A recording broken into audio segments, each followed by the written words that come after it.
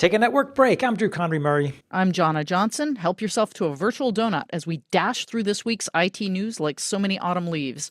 We've got malware hiding in Ethereum, new NIC and new Wi-Fi silicon from Broadcom, yet another consortium to turn Ethernet into AI-ready networking, and a potential fly in the HPE Juniper acquisition ointment, some financial results, and more tech news. Yeah, we got a lot to get into, but before we do, I just want to mention our sponsor today, Meter.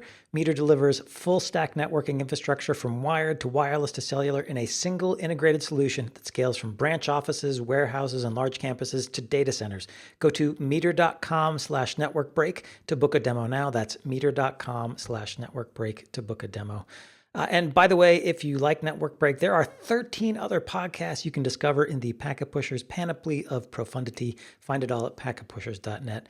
Jonna, we got some doozy red alerts, so let's dive in. Yes, although I just have to compliment you on panoply of profundity. You should be a writer. Oh, wait, you are. And in fact, look for Drew's books. What's the most recent one, Drew? The Haunting of Edward Drake. You can find it on Amazon That's and it. Barnes & Noble. Yes, and apologies if I'm foisting my love of alliteration on you. No, I love it too. Okay, so we do have a doozy. F5 discloses the theft of big IP vulnerability info and source code by state-backed hackers, bad guys, real bad guys, and provides patches. Okay, a little bit of background. There were 1,102 CVEs created in the week ending 16 October and 2,193 updated. Of those, 330 were critical with CVSS scores of 9 or higher. 17 got that perfect 10 out of 10. But the red alert this week goes to something without a CVE. Yeah. On October 15th, F5 disclosed that it had discovered back in August that state-backed hackers had gained access to some of its internal systems, including those holding big IP source code. They were also able to get access to information about as yet unreported security vulnerabilities in the code. F5, with U.S. Department of Justice approval, delayed reporting this publicly until now. Yay. While it does not have a CVE, F5 has released a security patch resolving the known vulnerabilities in question, along with a raft of other security updates that address a lot of vulnerabilities that do have CVEs. You can see the links in the show notes for more. In addition to patching the vulnerabilities thus disclosed, F5 has been investigating the breach with help from outside cybersecurity teams from NCC Group and IOActive, as well as consulting with the UK's National Cybersecurity Centre, NCSC, and the US Cybersecurity and Infrastructure Security Agency, CISA. On the same day as F5's announcement, CISA issued an emergency directive requiring all F5s in federal information systems to be updated within a week and for internet access to management interfaces to be blocked immediately. Although F5 has not officially attributed the attack to a specific nation, Bloomberg is reporting that insiders at F5 think that it's a China-backed group. F5, its consultants, NCC Group and IOActive, and other outside reviewers, including CrowdStrike and Mandiant, say there's no evidence of source code tampering at F5, i.e., no supply chain attack in the making. Well, I guess that's the sliver of good news on all of this. Yeah, because I think one of the things that might have been affected also, or at least had data stolen, was about Nginx, which is a popular open source platform, which is, ideal for that kind of supply chain insertion. Exactly. And, I am not thrilled with the U.S. Department of Justice's decision to delay reporting publicly, but I also understand that unless you have a fix, it doesn't make a lot of sense to, shout fire in the crowded theater. But that is very, very disturbing for anyone that's been using F5. Yeah, for sure. So I'm not sure. Yeah, and we've got links in the show notes with F5 offering some recommendations you can do beyond just patching, which you should. It includes things like some threat hunting capabilities, some hardening guidance, and of course the updates to the software and some SIEM rules you might want to put in place, because this does sound like it was a very targeted attack, and we know the SolarWinds fallout, for example, was pretty bad, and F5 does not want to be in that boat. So yeah, exactly. And moving on to the news, this isn't really quite red alert, but it's worth noting just because of the oddness of the attack. North Korean hackers are hiding malware in blockchains, including Ethereum. This is actually really interesting. The Google Threat Intelligence Group is reporting that North Korean hackers, same folks that we've talked talked about previously involved in fake job interviews, social engineering campaigns, have adopted something called the ether hiding technique. This involves using smart contracts on public blockchains to host and deliver malware. The short-term goals are pretty much just stealing cryptocurrency, duh, but some of the malware is also tailored to longer-term lurking and credential capture for potential use in industrial espionage or further attacking hacks after the interviewees land in real new positions. The DPRK nation-state threat actor, tagged as UNC 5342, has been employing ether hiding since February in contagious interview operations. The Google group notes that although the techniques have been known since at least 2023, this is actually the first time they've seen a state-backed hacker group using these techniques. So, yikes. Well, they may have been known since 2023, but I actually had not been aware of them. I don't know if you had, Drew. I was aware of, the technique of trying to look like you're a remote job applicant in the U.S. when actually you're in North Korea. But yeah, this hiding malware in blockchains is new to me. I'm not in on cryptocurrency, and occasionally I see where it's going and kind of wish I had gotten in early. But stuff like this makes me feel like, yeah, okay. I'm fine being outside.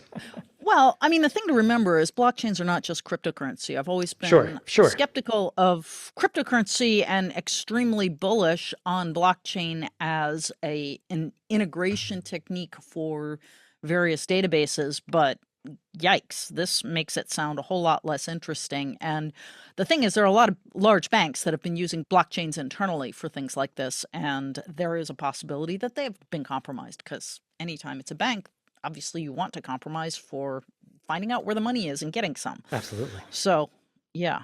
All right. Interesting times. Moving on to the news. Yeah. Yeah, so we have some hardware news. First, Broadcom has announced an 800 gig Ethernet network interface card called Thor Ultra. Broadcom says the NIC is fully feature compliant with Ultra Ethernet Consortium specifications around RDMA or remote direct memory access. And just a quick overview, RDMA lets one machine send data directly to the memory of a target machine via the NIC without having to involve the CPU or OS. And as you might guess, memory-to-memory transfer is widely used in AI workloads, and that's where Broadcom is positioning this NIC. The NIC supports UEC-compliant RDMA features, including packet-level multipathing, out-of-order packet delivery directly to XPU memory, and XPU is essentially GPUs, but without giving NVIDIA the credit. Selective retransmission, and programmable receiver-based and sender-based congestion control algorithms. These features help make Ethernet behave essentially more like a lossless network fabric. Broadcom says Thor Ultra is now sampling. Just a question for you, Drew. Is this whole AI spin really just marketing? Because this is just these are Mark 1 Mod 0 approaches to make Ethernet even go faster, which is all good. But does it really have anything to do with AI? Yeah, absolutely. The whole point of things like the Ultra Ethernet Consortium and work that Broadcom's been doing, sort of on its own with its ASICs and other things, including the NICs, is to find ways to leverage Ethernet as opposed to InfiniBand, which is actually designed to be lossless. Ethernet never was. They're essentially trying to turn Ethernet not into Ethernet, but still leverage the Ethernet ecosystem in terms of ASICs, NICs, hardware, all of the vendors that are supplying switches. Yeah. I'm aware of that. I guess I'm just sort of thinking about this. It's like people have been trying to turn Ethernet into not Ethernet since its inception for all sorts of reasons. And this just sort of sounds like, this is, more progress on that front.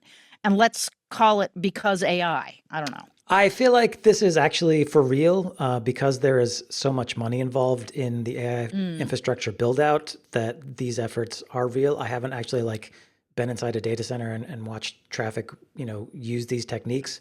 But I've talked to folks in the industry who are pushing this forward, and there's significant work being done by all the players, chip makers, ASIC makers, vendors, and so on, switch vendors, to actually implement these controls. So I do think it's real.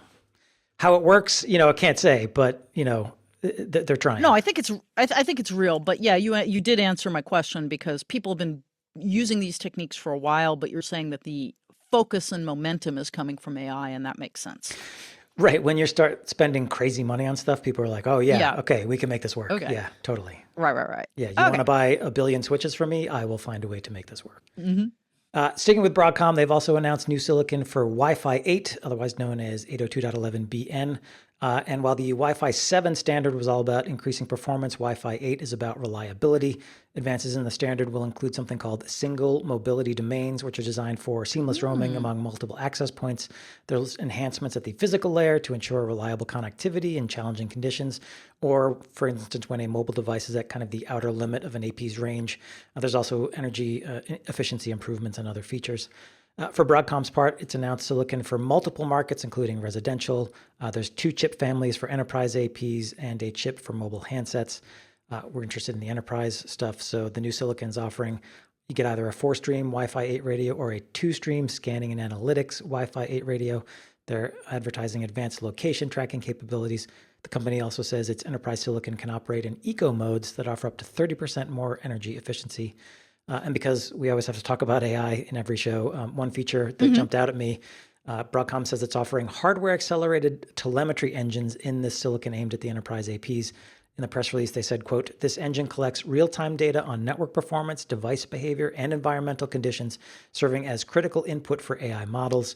And they say this telemetry can have multiple uses, including measuring and optimizing quality of experience, Wi-Fi network security and anomaly detection, and predictive maintenance and automated optimization. So, Okay. we're still digesting Wi-Fi 7, and this feels like Wi-Fi 8 is kind of early to the party. And yes, Broadcom is very early to the party. The Wi-Fi 8 standard isn't expected to be finalized until spring of 2028, so still literally years away. However, the IEEE did start work on this spec back in 2023. I also think it's fairly common for vendors, particularly hardware vendors, to try to roll out pre-standard products and get a jump on the market. Regarding availability, Broadcom says it's currently sampling chips for select partners, but the IP is widely available for licensing. And if you want more technical details on Wi-Fi 8, we have a link in the show notes to a Qualcomm blog that does get slightly more in the weeds. Yeah, that was exactly my reaction to this news item was, wow, this is a little early, but then, hey, they're a chip maker, they have to be early. I think so. And I mean, I always get a little worried when they're that out ahead of the ratification, but I guess, they're doing kind of the actual grunt work of implementing the spec. So hopefully you get a standard product at the end. I don't know. Yeah, well, I mean, chip makers generally have a good sense of what must be in hardware and what can be sort of tweaked downstream. Yeah, good point. All right, a quick pause for a word from our sponsor, Meter. Meter delivers full stack networking, wired, wireless, and cellular to leading enterprises. It's a single integrated solution with everything included, and I mean everything. That's ISP procurement, security, routers, switches, APs, firewalls, cellular, power, DNS security, VPN, SD-WAN, and multi-site workflows. Meter has designed the hardware, written the firmware, and built the software, so it's a truly integrated solution. And alongside their partners, Meter designs, deploys, and manages everything required at your site or sites so you get performant, reliable, and secure connectivity. So if you're ready for fast, secure, and scalable connectivity without the complexity of managing multiple providers or tools, it's time to check out Meter. Go to meter.com/networkbreak and you can book a demo now. That's meter.com/networkbreak, and network break should be all one word, and book that demo. We thank Meter for being a sponsor.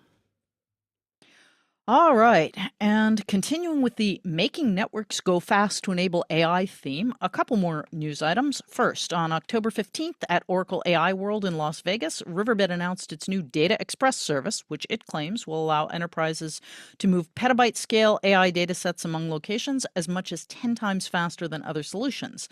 The service is built in Oracle Cloud Infrastructure, that is OCI data centers, and provides for post-quantum cryptography to secure the VPN tunnels through which the data is moved, as well as enterprise-grade access controls, and the option to deploy what it calls data mover agents in customers' OCI tenants, which makes additional security controls available. We've got a link in the show notes, and I gotta say, if nothing else, Riverbed managed to hit like all the bingo buzzwords here with AI going faster, cloud, and of course, quantum resistant. Yeah, pretty good. Well done, Riverbed. I do think they are addressing an issue. If you're trying to do some AI training, modeling, or inferencing, and you've got a data set someplace and you need to get it up into the cloud where you're going to leverage that infrastructure, it is going to be a hard move. So maybe Riverbed's onto something here. Oh, I think they are. And quite frankly, you do want it to be post quantum as well, because basically you're not going to want to do this more often than you have to is the way to put it. So by the time you're ready to be moving, big chunks of data again, we will be well into the cryptocalypse. So, Right, right. um, but this was just the first of two. Drew, you have something on ESUN as well? Yeah, so this is also related to AI and Ethernet. The Open Compute Project has announced a new effort to advance Ethernet for scale up AI use cases. This effort is called ESUN, or Ethernet for Scale Up Networking. Inaugural participants include AMD, Arista, ARM, Broadcom, Cisco, HPE, Marvell, Meta, Microsoft, NVIDIA, OpenAI, and Oracle. So the background here is that AI workloads, particularly things like model training, can involve hundreds or thousands of GPUs all acting in concert. And they are very sensitive to network delays like from congestion, packet loss, and retransmission. So the ESUN effort is going to focus on four key areas: framing for L2 and L3, efficient headers, error recovery, and lossless transport. As we talked about at the top of the show, there's already a similar initiative underway, the Ultra Ethernet Consortium. ESUN says it will, quote, engage, end quote, with the UEC and IEEE 802.3 Ethernet standards. And again, they will, quote, align with open standards, incorporate best practices, and accelerate innovation. Based on my quick reading of this, I feel like there's some significant overlap between what ESUN is trying to do and what UEC is trying to do. My feeling is that because this is coming out of the Open Compute Project, which was originally launched by Facebook, now Meta, with the goal of helping to drive down data center infrastructure costs by developing designs that use commodity components, and the goal was to get multiple vendors to work from those designs to develop products they could then sell to Facebook. So in other words, Meta's using its buying power to drive down costs by getting vendors to compete around these OCP designs. I assume that's what's driving this initiative as well.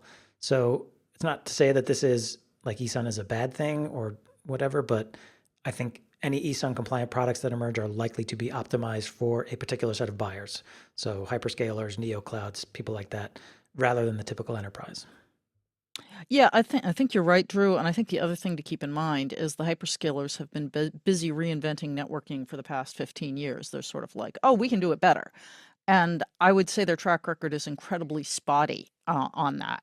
They certainly have a unique understanding of the needs of very large scale data centers, so I can't fault them on that. But they Right. tend to fall into a lot of the same traps that the people that have been dealing with network protocols for 20 years before this had already predicted.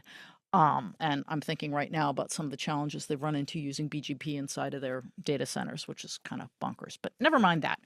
Main point, as you said, it's not necessarily a bad initiative. It may, in fact, succeed in the market simply because of who's driving it. Yeah. But I question whether the protocols and technologies are going to be significantly better than what's already underway elsewhere. It's a good question, and we'll keep an eye on it to see how ESUN develops. Yeah, sometimes a mediocre protocol backed by heavy hitters is going to be more successful than a great one backed by not the same heavy hitters. Exactly. Speaking of heavy hitters, HPE and Juniper have run into yet another set of headwinds. Attorneys general from 12 states in the United States and the District of Columbia have now asked a federal court to look into the $15 billion merger deal, or more specifically, into the actual settlement between Juniper, HPE, and the U.S. Department of Justice that was intended to allow the deal to go forward.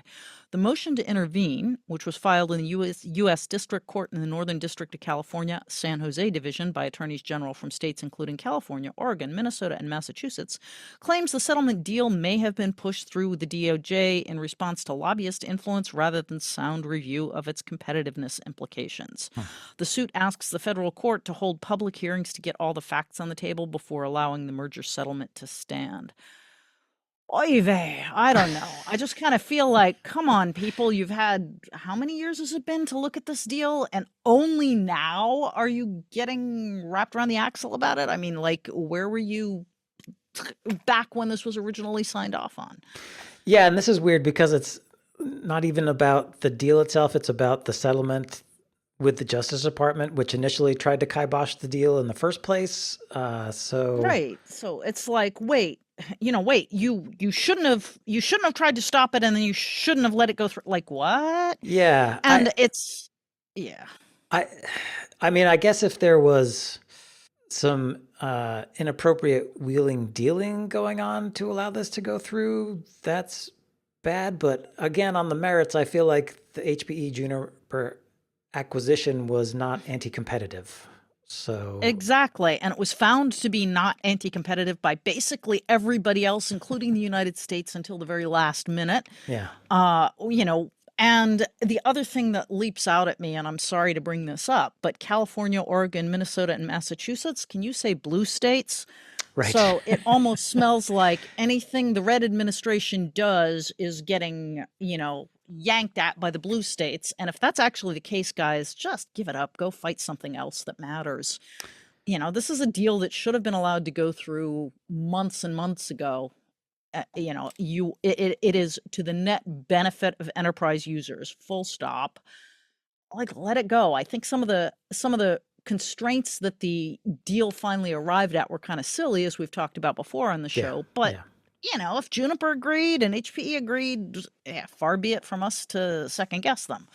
Well, I'm curious to see what comes out, because if they do uncover, sort of nefarious dealings, does that then invalidate the acquisition? I don't know. I'm curious to see how this plays out, but I really feel for Antonio Neri and Rami Rahim, the executives at HPE and Juniper, who are just like, can we please put this to bed? Just get this going. Yes. Right.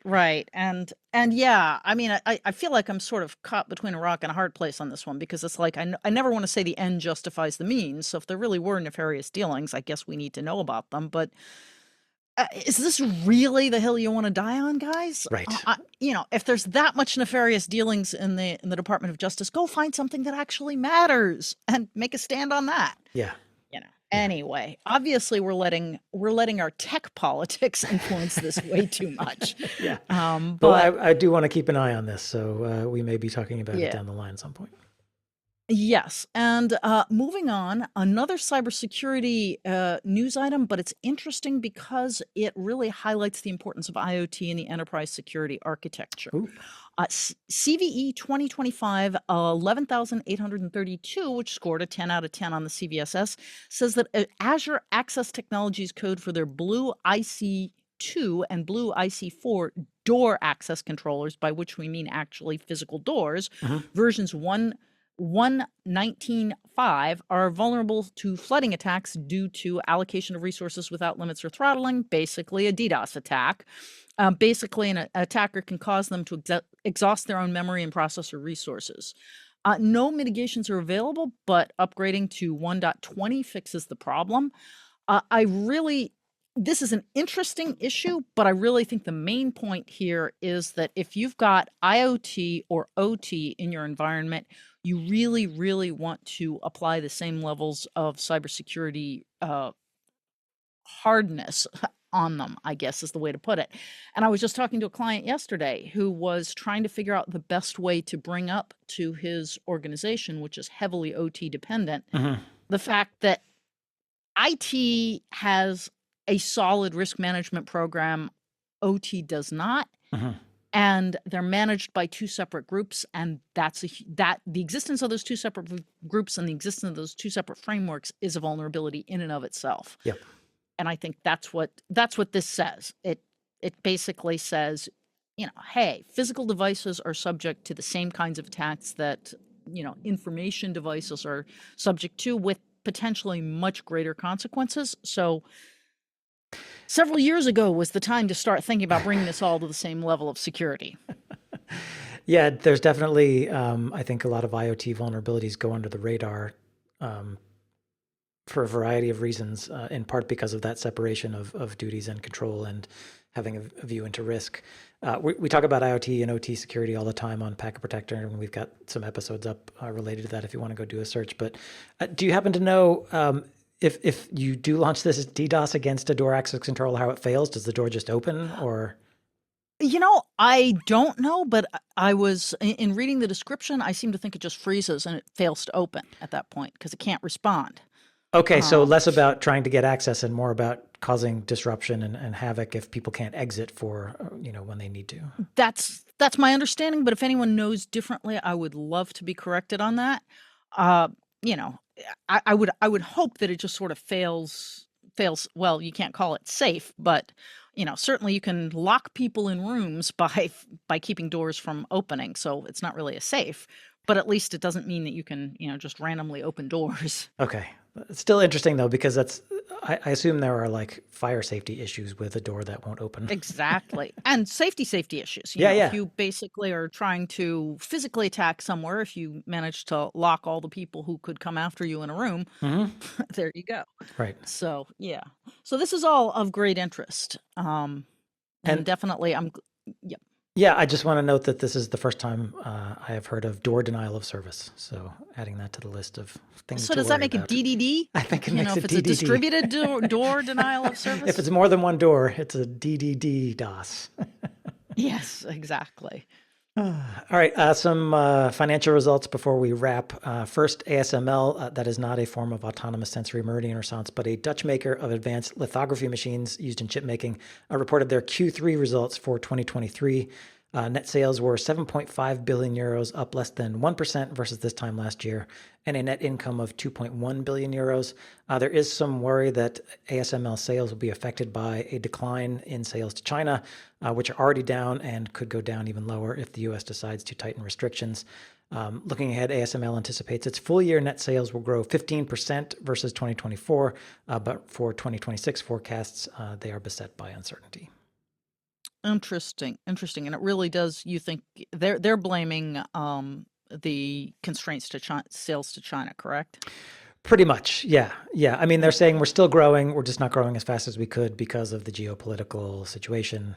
But we still anticipate growth. It's just not going to be as good as it could be because China may not buy our machines, which are, the thing is that they make some incredible margins on these sales, like over 50% just from selling one of these things. So any sale right, because I think they've got the market cornered. Impact. They do essentially, yeah. So any sale they don't make is a significant blow.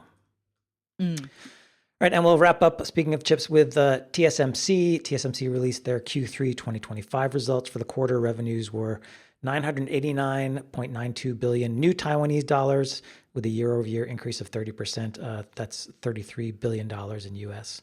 For net profit, TSMC raked in 452 billion new Taiwan dollars, or 14.7 billion US. While AI and HPC are driving the majority of TSMC's revenues, it also saw smartphone revenues jump 19%. IoT revenues went up 20%, and automotive got a bump 18%. So TSMC pretty much firing on all cylinders. It's not just the AI tide lifting them.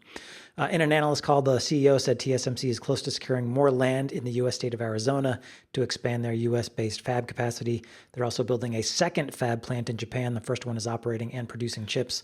And they've also started construction on a fab plant in Dresden, Germany. This overseas production is important because, as we've noted before, TSMC is a locus of geopolitical tension. China regards Taiwan, where TSMC is headquartered, as a breakaway province, and its policy is that the island will one day return to the embrace of the motherland. And on the other side, the U.S. obviously recognizes the absolute strategic importance of TSMC to its technology industry and, frankly, the economy, plus having a democratic ally in Asia. So there's a lot of push me, pull you when it comes to TSMC. Any thoughts, Jonna? Nope. I think you summed that up pretty accurately. I think the only thing that stood out at me a little bit was the investment in Dresden, which I think is a great idea because that is a hotbed of advanced chip development. So I think they're really firing on all cylinders, as you said, because they've got a second plant in Asia, in a safe spot in Asia and Japan. They've got US and they've got EU, so they're pretty much covering all the bases. Yeah, trying to make sure they can carry on if and when something terrible happens, which we hope it doesn't. All right, that wraps up the news. Jonna, where can folks find you online? Hit us up on Substack, nemurdies.substack.com. I'm also on LinkedIn. All right, I'm Drew Conry Murray. I'm on Blue Sky at DrewCM, blogging at packetpushers.net. Thanks to our sponsor, Meter. And don't forget, if you have a comment, a correction, a query, or whatever, you can hit us up, packetpushers.net/FU. We do love follow-up, and we do respond to it here on the show. You can tell us if you want us to respond or not, and we will comply. And don't forget, we've got merch, lots of podcasts you can subscribe to, an industry blog, 2 weekly newsletters, our community Slack group, a YouTube channel, an IRC group, and more. It's all at packetpushers.net, and all free, no login required. As always, thanks for listening.